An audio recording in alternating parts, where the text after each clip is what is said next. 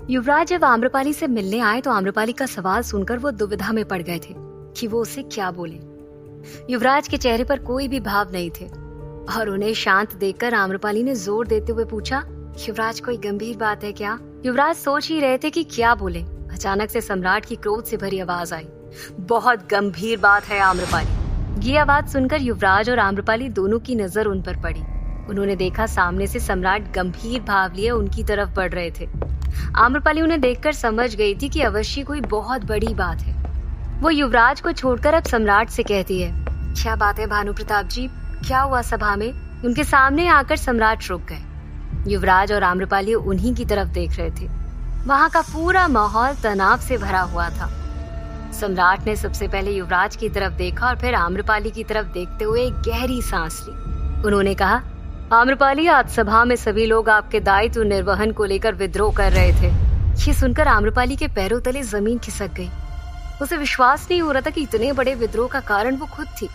इससे पहले वो कुछ और सोच पाती या कह पाती, सम्राट ने अपनी बात जारी रखते हुए कहा, इसलिए महाराज ने निर्णय लिया है कि वो आपको इस पद से हटा देंगे। फिर यदि आप इस पद पर बनी रहना चाहती हैं तो आपको फिर से नगर वधू की प्रतियोगिता जीतनी होगी। ये सुनकर तो आम्रपाली के होश उड़ गए थे। उसे अपने कानों पर विश्वास नहीं हो रहा था। उसने युवराज की तरफ देखा। युवराज ने भी अफसोस भरी नजरों से हाँ में सिर हिला दिया। ये देखकर आम्रपाली ने हैरानी से कहा, हमें यकीन नहीं हो रहा महाराज, ये निर्णय कैसे सुना सकते हैं?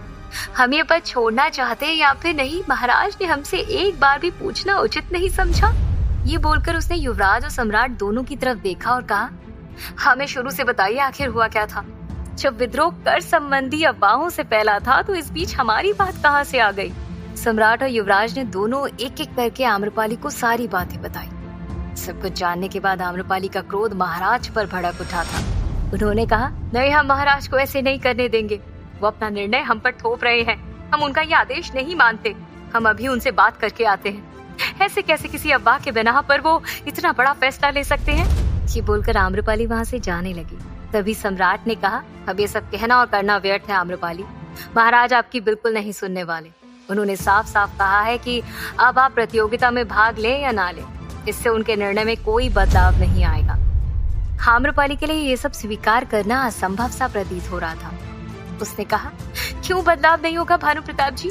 जब हम नगर वधू नहीं बनना चाहते तब हमें जबरदस्ती इस पद के लिए मजबूर किया गया। तब हमारे पिता को बंदी भी बना लिया गया। और अब महाराज हमें जबरदस्ती इस पद से नहीं हटा सकते। उन्हें हमसे बात करनी ही होगी। आम्रपाली बार बार राजा से बात करने के लिए जा रही थी, लेकिन सम्राट ने उसे रोका और समझाने की कोशिश की।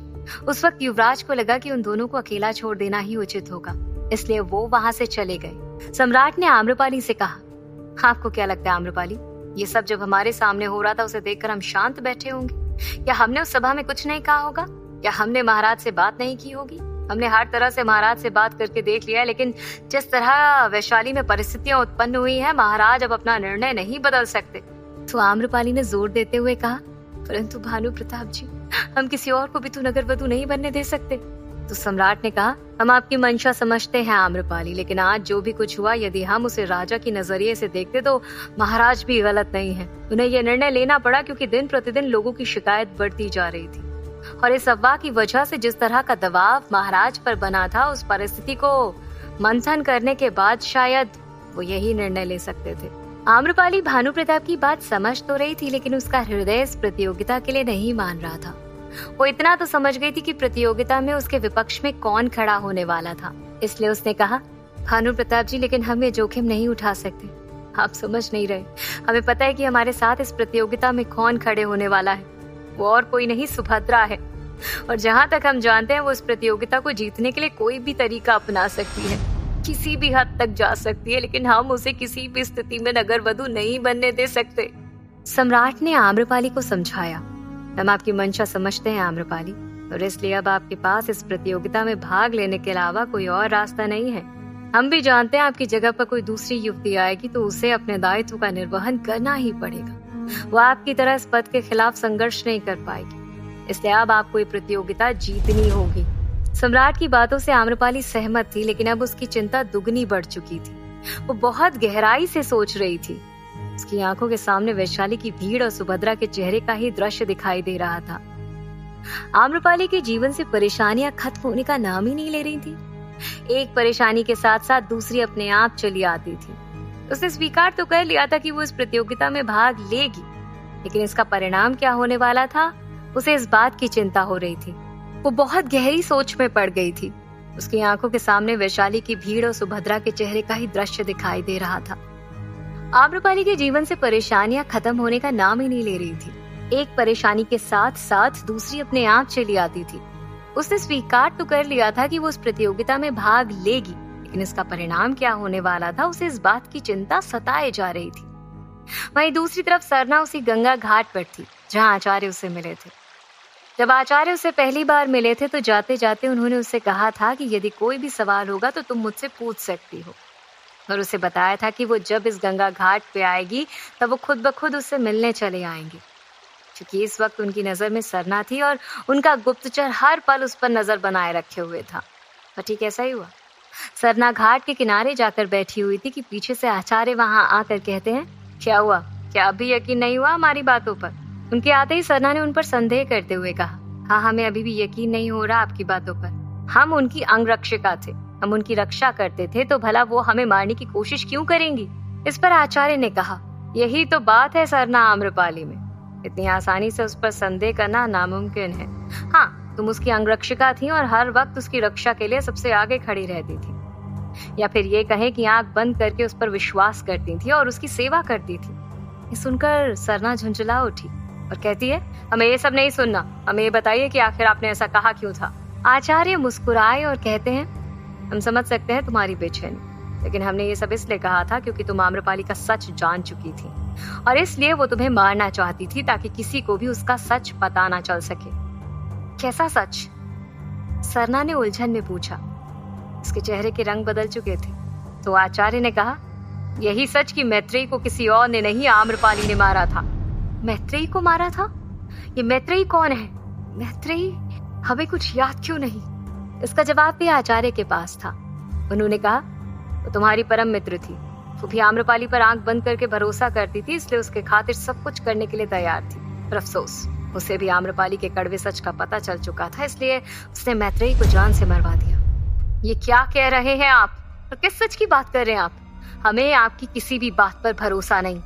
सरना बार बार झल्ला रही थी, इसलिए आचार्य ने शांत लहजे में कहा, हम जो कुछ भी कह रहे हैं सच कह रहे हैं, और तुम्हें यदि हम पर भरोसा नहीं होता तो तुम यहाँ पर दोबारा नहीं आती और ना हमसे इस तरह के सवाल करती।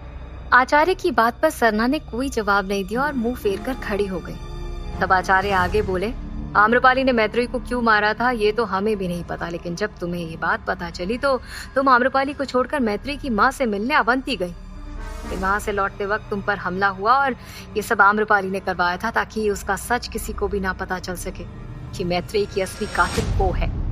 ये सच सुनकर सरना का दिमाग घूम गया था, क्योंकि वो अवंती गई थी।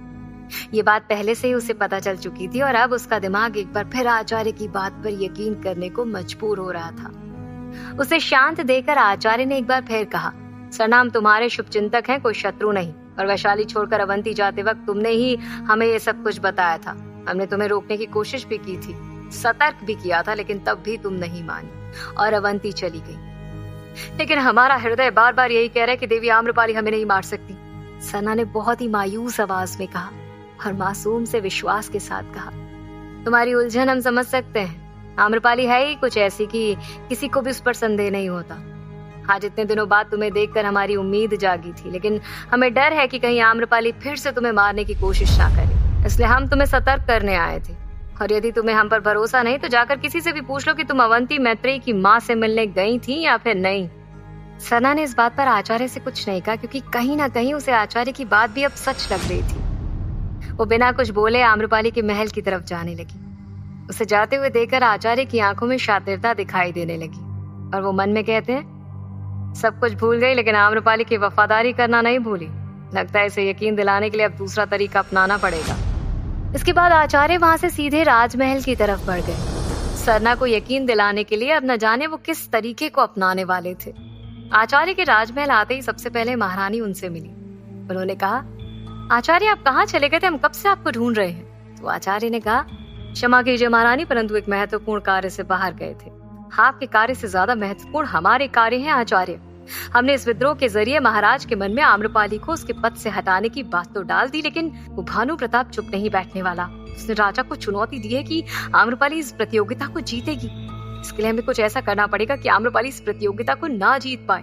परंतु आप कर भी कह सकती है महारानी, कुछ भी, साम दाम दंड भेद कुछ भी अपनाना पड़े तो हम तैयार हैं, परंतु आम्रपाली को जीतने नहीं दे सकते। भले उसके लिए हमें भानु प्रताप को जान से ही मारना पड़े तो हम उसके लिए भी तैयार हैं। महारानी भानु प्रताप को मारने की बात कह रही थी। ये सुनकर आचार्य ने उनकी तरफ ऐसे देखा जैसे कुछ अचंभित बात हो गई हो।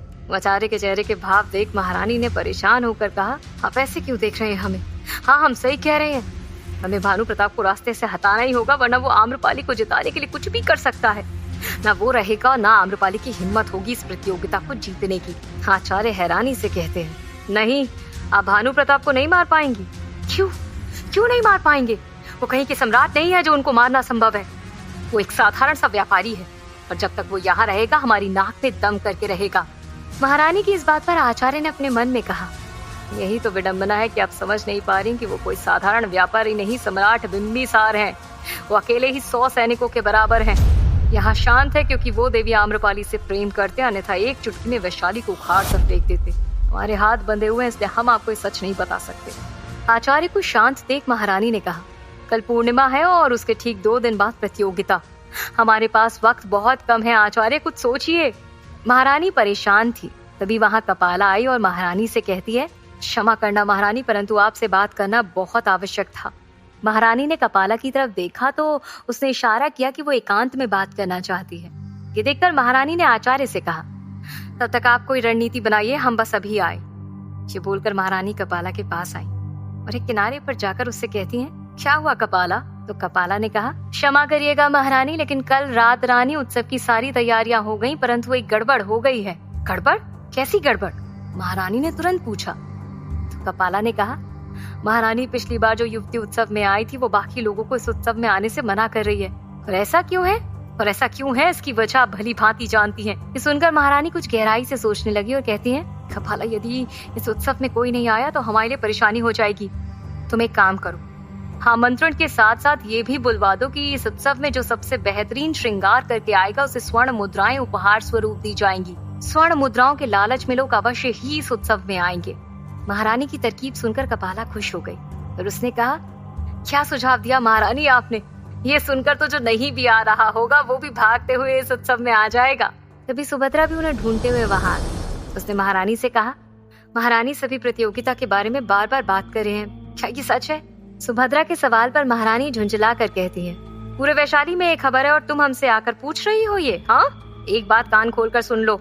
आम्रपाली को अभ्यास करने की कोई आवश्यकता नहीं है, वो नृत्य की हर एक विद्या में निपुण है, लेकिन तुम नहीं। तो जाओ और जाकर अभ्यास करो, न कि हमारे पास खड़े होकर हमारा मुंह ताकते हुए हमारा और खुद का समय बर्बाद करो। ये बोलकर महारानी ने आगे कहा, वैसे भी उस भानु प्रताप ने हमें चुनौती दी है, ये प्रतियोगिता आम्रपाली ही जीतेगी, इसलिए अब हम और जोखिम नहीं उठा सकते। इसलिए बिना वक्त गवाए तुम अपना अभ्यास शुरू कर दो, कोई चूक नहीं होनी चाहिए, समझी तुम? ये बोलकर महारानी वहां से चली गई, लेकिन कपाला और सुभद्रा अभी भी वहीं खड़े थे। भानु प्रताप का नाम सुनकर सुभद्रा कपाला से कहती है, भानु प्रताप? कुबड़ी काकी, ये भानु प्रताप कौन है? तो कपाला ने मुंह बनाते हुए इसका जवाब दिया और कहा, भानु प्रताप ये वही है जो हर वक्त आम्रपाली के नाम की माला जपते रहता है। पेशे से है तो एक साधारण व्यापारी, लेकिन व्यवहार तो ऐसे करता है जैसे खुद को सम्राट समझता हो। वैसे तुम इन सब का चक्कर छोड़ो और जाओ जाकर तैयारी करो, तुम्हें ये प्रतियोगिता किसी भी हाल में जीतनी है। अपनी बात कहकर कपाला बड़बड़ाते हुए वहां से चली गई, लेकिन सुभद्रा भानु प्रताप के नाम से और भी ज्यादा जिज्ञासु हो गई। उसने कहा, इस भानु प्रताप से तो एक बार मिलना पड़ेगा, हम भी तो देखें आखिर ये दिखता कैसा है। क्या रहस्य था रात रानी उत्सव का? क्या आम्रपाली अपने लक्ष्य में विजयी हो पाएगी? क्या सरना को भड़काने में आचार्य सफल हो जाएंगे? जानने के लिए सुनते रहिए।